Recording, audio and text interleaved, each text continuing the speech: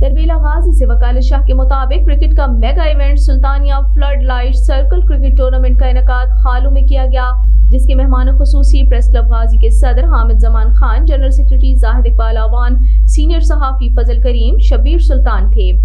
Tournament के chief organiser सियासी और समाजी शख्सियत फवाद खान अलमारूफ फहदी खान ने तमाम आए हुए मेहमानों को खुशामदीद कहा। 5 घंटों पर मुश्तमिल 6 मैचेस खेले गए, जिसमें पहला मैच तहसील बार गाजी और सोबरा बॉयज के माबैन खेला गया। सोबरा बॉयज ने मैच अपने नाम किया।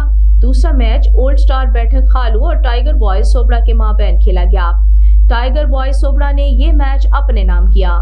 तीसरा मैच ओल्ड स्टार बैठक खालू ने अपने नाम किया। इस मौके पर मेहमान खुसूसी हामिद जमान खान ने बेहतरीन टूर्नामेंट ऑर्गेनाइज करने पर फवाद खान और उनकी टीम को शानदार अल्फाज में खराज तहसीन पेश किया।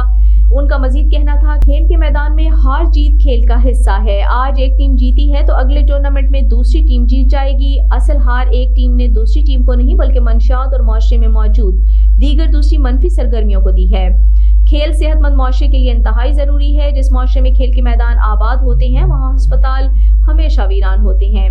फादी खान की हमेशा कोशिश रही है कि इलाके के नौजवानों और बच्चों को तफरीह के मौके फराहम किए जाएं।